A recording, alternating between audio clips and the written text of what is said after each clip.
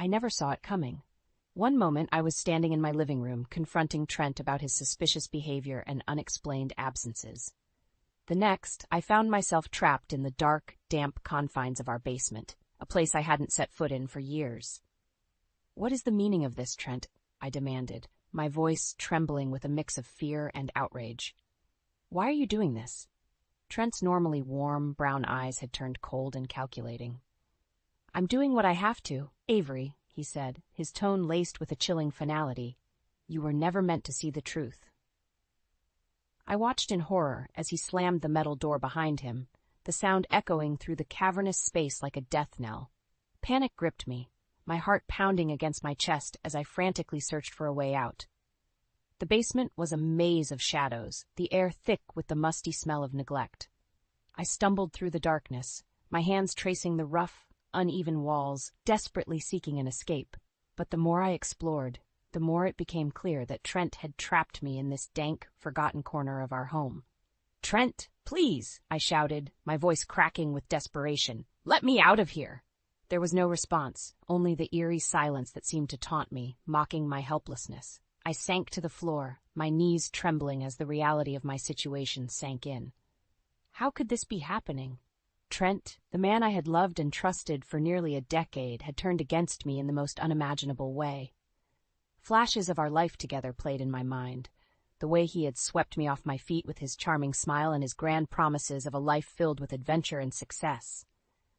I had been so blinded by his facade, so eager to believe in the fairy tale he had spun. Now, that fairy tale had shattered, leaving me trapped in a waking nightmare. As the minutes ticked by, my mind raced, searching for a way to escape. I knew I couldn't give in to despair, not when I had so much to live for. Somewhere out there, my friends and family were wondering where I was, and I couldn't let them down. Summoning every ounce of courage I could muster, I began to explore the basement more thoroughly, searching for anything that could aid my escape. The space was cluttered with old boxes and forgotten relics, but as I sifted through the debris, a glimmer of hope emerged. Tucked away in the corner, partially obscured by a tattered tarp, was a small metal toolbox. I yanked it free, my fingers trembling as I popped it open. Inside, I found a set of old, rusted tools: a hammer, a screwdriver, and a pair of pliers. A wave of determination washed over me. I may have been trapped, but I wasn't helpless. With these tools, I could find a way out of this nightmare and reclaim my life. Gripping the screwdriver tightly, I set to work. My mind focused on the task at hand. I would not be a victim, not in my own home. Trent would pay for what he had done, and I would make sure of it. As I tinkered with the tools, a sense of purpose coursed through me, pushing back the fear that had threatened to consume me. I would find a way out of this basement, no matter what it took. The old screwdriver felt heavy in my hand, a makeshift weapon against the darkness that surrounded me. I pried open the panels of the door, searching for any weaknesses, any sign of an escape route. Time seemed to stand still as I worked, the ticking of an unseen clock the only measure of the seconds that passed. With each failed attempt, my frustration grew, but I refused to give in to despair. Then, just as I was about to give up, my fingers brushed against a small, hidden compartment in the door's frame. My heart raced as I pulled it open, revealing a set of keys, Trent's keys. "Trent, you fool," I muttered, a bitter smile spreading across my lips. "Did you really think you could keep me trapped here forever?" I wasted no time in fitting the key into the lock, turning it with a soft click. The door swung open, and I stepped out into the dimly lit hallway, my senses on high alert. The house was eerily quiet, save for the muffled sounds of Trent moving about upstairs. I crept forward, my footsteps light and cautious, until I reached the living room. That's when I saw it. A stack of papers, neatly arranged on the coffee table. They were financial statements, bank records, and legal documents, all bearing Trent's name. As I sifted through them, a sinking feeling settled in the pit of my stomach. "Oh, Trent," I whispered, "what have you done?" The papers revealed a web of financial fraud, hidden offshore accounts, and shady business deals. It was all there, the damning evidence of Trent's betrayal, his carefully constructed facade crumbling before my eyes. I quickly gathered the documents, stuffing them into a messenger bag I found nearby. With this evidence, I would be able to expose Trent's crimes and bring him to justice. Just then, I heard the distinct sound of footsteps on the stairs. My heart raced as I ducked behind the couch, holding my breath and praying that Trent wouldn't find me. "Avery?" Trent's voice called out, the hint of panic in his tone betraying his composure. "Avery, where are you?" I watched as he strode into the living room, his eyes darting around the space. He approached the coffee table, his brow furrowing as he noticed the missing documents. "No, no," he muttered, his hands trembling. "This can't be happening." I seized the moment, stepping out from my hiding place and confronting him head-on. "Looking for these, Trent?" I said, holding up the incriminating papers. Trent's face paled, the color draining from his features. "Avery, how did I escape?" I interrupted, my voice laced with disdain. "It seems you underestimated me, dear husband. Now, it's time to face the consequences of your actions." Trent's expression morphed from shock to panic as he realized the gravity of his predicament. He opened his mouth to speak, but I held up my hand, silencing him. "Save it, Trent. I've seen everything, and I'm not going to let you get away with this." With that, I turned and headed for the door, determined to seek the help of the authorities and ensure that Trent's reign of deception and fraud came to an end. With the incriminating documents in hand, I knew I had to get out of the house as quickly as possible. Trent's panicked expression had told me all I needed to know. He would stop at nothing to keep his secrets hidden. I hurried toward the front door, my heart pounding in my chest. But just as I reached for the handle, I heard Trent's voice behind me, dripping with a chilling mixture of desperation and rage. "Avery, stop! You can't leave. You have no idea what you're dealing with." I turned to face him, holding the bag of documents close to my body. "I know exactly what I'm dealing with, Trent. You're a fraud, a criminal, and I'm going to make sure the world knows it." His eyes narrowed, and for a moment I saw a glimpse of the man I had once loved, the charming, charismatic figure who had swept me off my feet. But that man was gone, replaced by a twisted, desperate individual willing to do anything to preserve his carefully constructed facade. "Please, Avery, you have to understand," he pleaded, taking a step closer. "If you leave, you'll be putting yourself in grave danger. I'm only trying to protect you." I scoffed, unwilling to be swayed by his empty words. "Protect me? You locked me in the basement, Trent. You betrayed my trust and everything we built together. I won't let you manipulate me anymore." I turned the doorknob, but before I could pull the door open, Trent lunged forward, his hands grasping at the bag. We struggled, each of us refusing to let go, until a sudden movement from the corner of my eye caught my attention. "Lena!" I cried, recognizing my neighbor standing just outside the open door. Lena's eyes widened as she took in the scene unfolding before her. Without hesitation, she rushed forward, her hands pushing Trent away from me. "Get away from her, you monster!" Lena shouted, her voice laced with fury. Trent stumbled back, a look of pure panic on his face. "Lena, you don't understand." "I understand perfectly," Lena interrupted, stepping in front of me protectively. "I've seen the way you've been behaving, Trent, and I won't let you hurt Avery anymore." Trent's gaze darted between Lena and me, his desperation palpable. "You have to believe me. I'm trying to keep her safe. If she leaves, she'll be in grave danger." Lena scoffed, her expression unwavering. "We both know that's a lie. Now, get out of our way, or I'll make sure the police hear everything." Trent's shoulders slumped in defeat, and without another word he stepped aside, allowing Lena and me to pass. As we hurried out the door, I couldn't help but glance back at him, a tinge of sorrow mixed with the overwhelming sense of relief. Once we were safely outside, Lena turned to me, her eyes filled with concern. "Avery, are you all right? What's going on?" I took a deep breath, my hands still trembling from the ordeal. "Lena, I need your help. Trent is not who he seems. He's been involved in criminal activities, and I have the evidence to prove it." Lena's expression hardened, and she nodded resolutely. "Then we need to get this to the authorities, immediately. You're not alone in this, Avery. I'm with you, every step of the way." As we rushed toward Lena's car, I knew that with her by my side, I finally had a chance to bring Trent's deception to an end. The road ahead would be difficult, but I was more determined than ever to reclaim my life and see that justice was served. As Lena and I sped away from the house, a sense of relief and determination washed over me. I had escaped Trent's clutches, and now, with the incriminating documents in hand, I had a chance to expose his crimes and reclaim my life. "Where are we going?" I asked, gripping the bag tightly. "To my place," Lena replied, her eyes fixed on the road ahead. "We need to gather some people we can trust and figure out our next move." I nodded, knowing that I couldn't take on Trent alone. This was a battle that required a unified front, and I was grateful to have Lena by my side. When we arrived at Lena's cozy townhouse, she ushered me inside, her expression serious. "Avery, I know this is a lot to process, but we need to act quickly. Trent is dangerous, and he's not going to give up without a fight." I took a deep breath, trying to steady my nerves. "I know, Lena. That's why I need your help. I can't do this alone." Lena placed a reassuring hand on my shoulder. "You're not alone. I've already reached out to a couple of people who can help us." Just then, the doorbell rang, and Lena hurried to answer it. I watched as she ushered in a familiar face, Marcus, my childhood friend.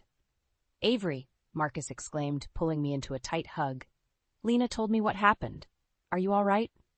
"I'm okay, Marcus," I replied, squeezing his hand gratefully. "But Trent? He's not who I thought he was." Marcus's expression darkened. "I always knew there was something off about that guy. What did he do?" I quickly explained the situation, outlining Trent's web of deceit and the damning evidence I had uncovered. Marcus's face tightened with a mix of shock and anger. "That son of a bitch," he growled. "Don't worry, Avery. We're going to make sure he pays for what he's done." Just then, the doorbell rang again, and Lena ushered in another guest, Eliza, a lawyer friend of hers. "Avery, I'm so sorry to hear about what you've been through," Eliza said, her voice laced with concern. "Lena told me everything, and I'm here to help in any way I can." I felt a surge of gratitude, knowing that I had the support of these powerful allies. Together, we would take down Trent and ensure that he faced the consequences of his actions. "Thank you all for being here," I said, my voice steady.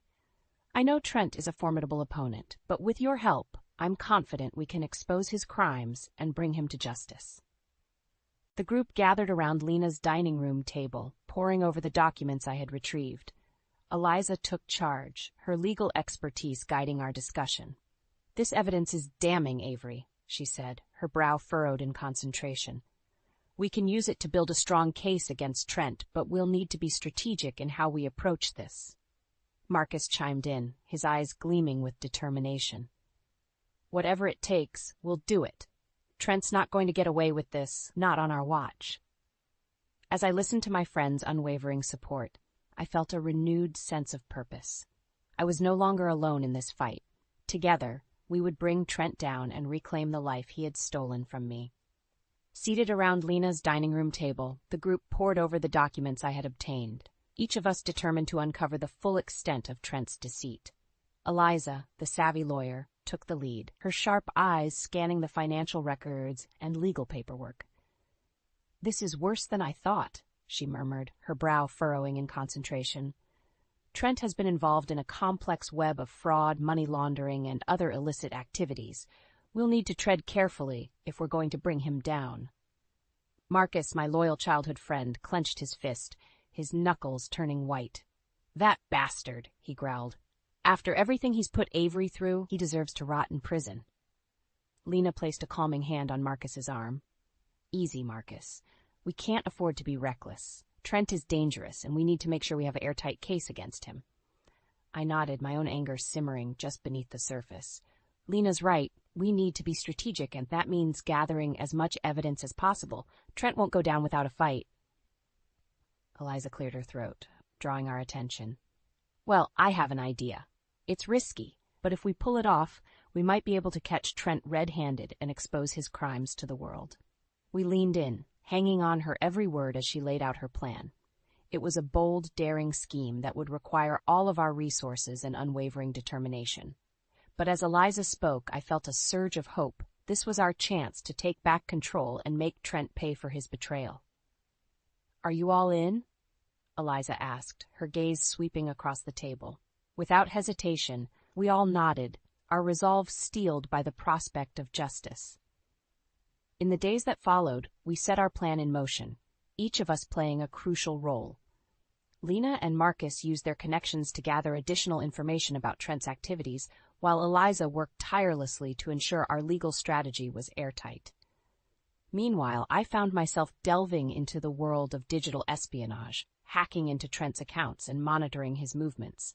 It was a risky endeavor, but the thought of Trent's reckoning fueled my determination. As we inched closer to our goal, the tension in the air was palpable. Trent seemed oblivious to our machinations, continuing to go about his day-to-day life with his usual air of confidence and charm. "He has no idea what's coming," Eliza said, a triumphant gleam in her eye. I couldn't help but feel a twinge of pity for the man I had once loved. But that sentiment was quickly overshadowed by the thirst for justice. "Let's make sure he pays for what he's done," I said, my voice resolute. With the final pieces of our plan in place, we set the stage for Trent's downfall. The day of the big event arrived, and as I stood alongside my allies, I felt a sense of power and determination that I had never experienced before. When Trent arrived, his usual swagger replaced by a hint of unease, I knew the moment of reckoning had arrived. It was time to confront him, to expose his crimes, and to ensure that he faced the consequences of his actions.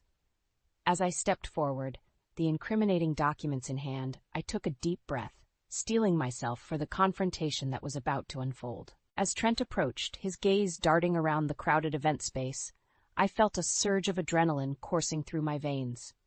This was the moment we had been waiting for, the chance to bring him down and expose his deceit once and for all. I stepped forward, the incriminating documents clutched in my hand. "Trent," I called out, my voice ringing out across the room. "We need to talk." Trent's eyes widened as he recognized me, and a flicker of panic crossed his features. He tried to maintain his composure, but I could see the cracks in his carefully constructed facade.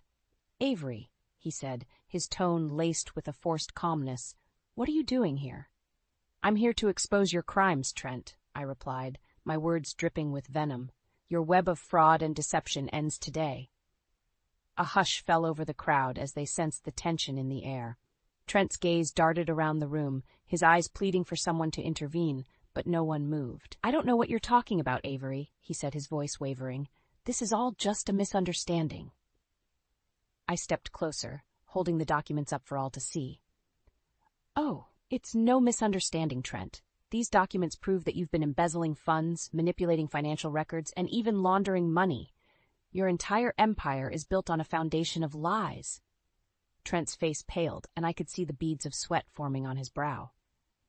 "Avery, please, you have to understand. I was only trying to protect you. Everything I've done for us." I scoffed, the disgust evident in my expression. "Protect me? You locked me in a basement, Trent. You betrayed my trust and everything we had. And now, you're trying to cover up your crimes by playing the victim?" The crowd erupted in murmurs, and I could see the realization dawning on their faces. Trent's carefully crafted image was crumbling before our eyes.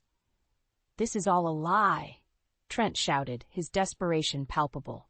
"Avery is the one who's been unfaithful, not me. She's the one who's been stealing from me." I shook my head, unwilling to let him deflect the blame.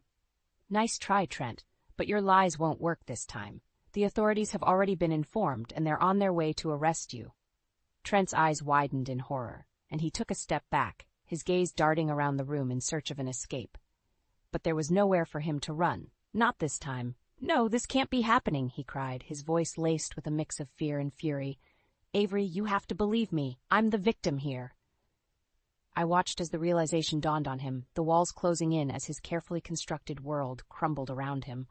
There was no more room for his deceptions, no more chances to escape the consequences of his actions. "It's over, Trent," I said, my voice firm and unyielding. "Your reign of terror is at an end." Just then, the sound of sirens echoed through the air, signaling the arrival of the authorities.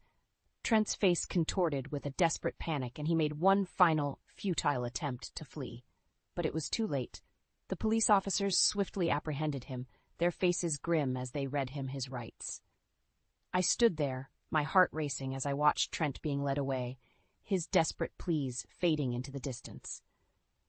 The confrontation had been intense, but it was over. Trent's downfall had been set in motion, and I couldn't help but feel a sense of relief wash over me. As I watched the police officers lead Trent away, a wave of emotions washed over me. Relief, yes, but also a lingering sense of disbelief and sorrow. Despite everything he had done, a part of me still couldn't reconcile the man I had married with the criminal he had become. The crowd around me erupted in a flurry of activity, people whispering and murmuring, their expressions a mix of shock and awe. I stood there, clutching the incriminating documents, feeling a strange sense of both triumph and emptiness. Lena, Marcus, and Eliza quickly gathered around me, their faces etched with concern. "Avery, are you okay?" Lena asked, placing a gentle hand on my arm. I took a deep breath, trying to steady my racing thoughts. "I don't know," I admitted, my voice barely above a whisper. "I never thought it would end like this." Marcus squeezed my shoulder, his expression hardening. "He got what he deserved, Avery. That bastard's gonna pay for what he's done to you." Eliza nodded in agreement, her eyes filled with a fierce determination.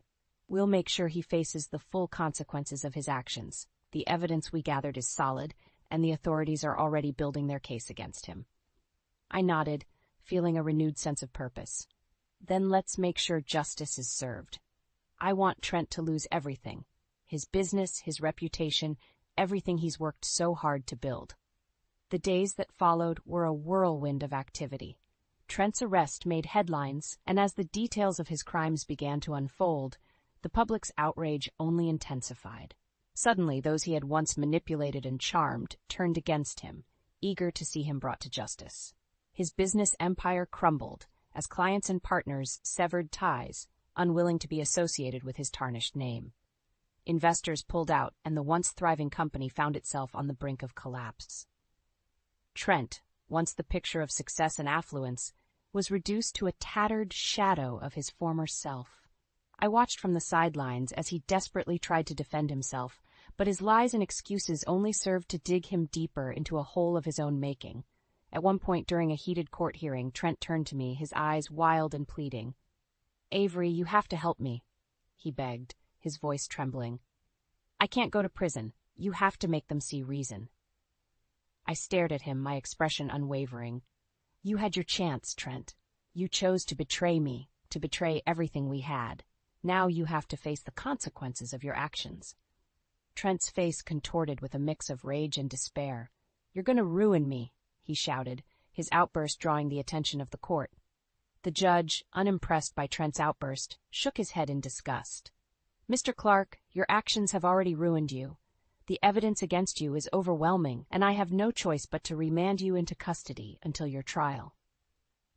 Trent's shoulders slumped in defeat, and as the bailiffs escorted him away, I couldn't help but feel a pang of pity.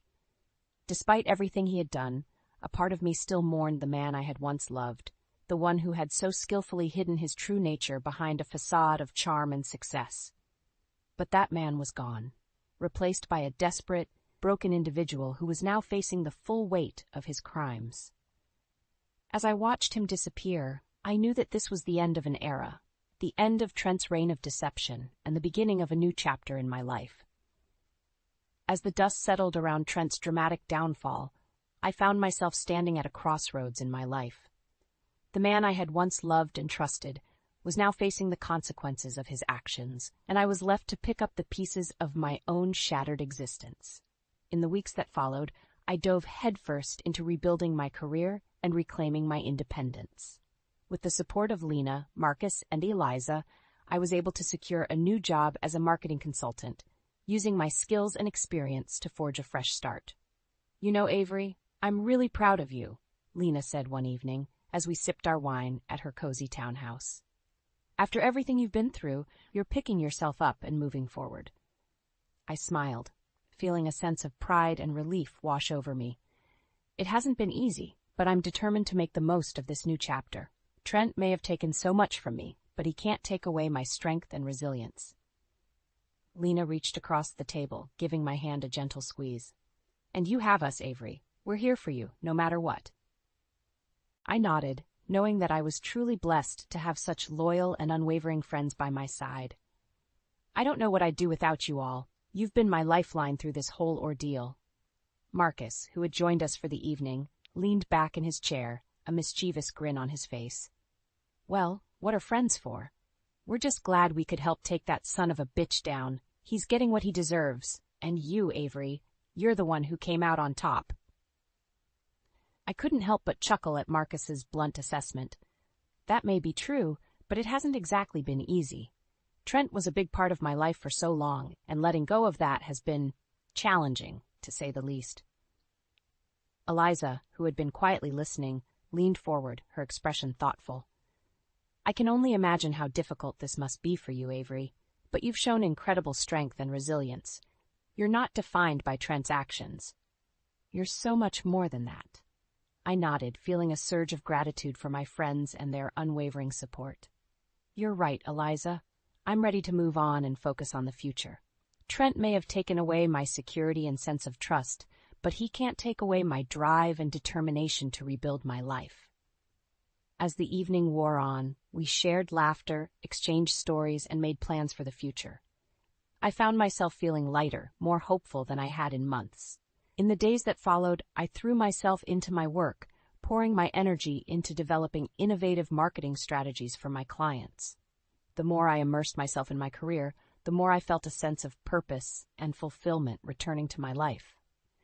And as I navigated this new chapter, I couldn't help but reflect on the journey that had led me here. Trent's betrayal had been a devastating blow, but with the unwavering support of my friends and my own indomitable spirit, I had emerged stronger and more resilient than ever before. I may have lost my fairy tale, but in its place I had gained something far more valuable, the knowledge that I was capable of overcoming even the darkest of obstacles. And as I looked towards the future, I felt a renewed sense of excitement and possibility, ready to embrace all that lay ahead.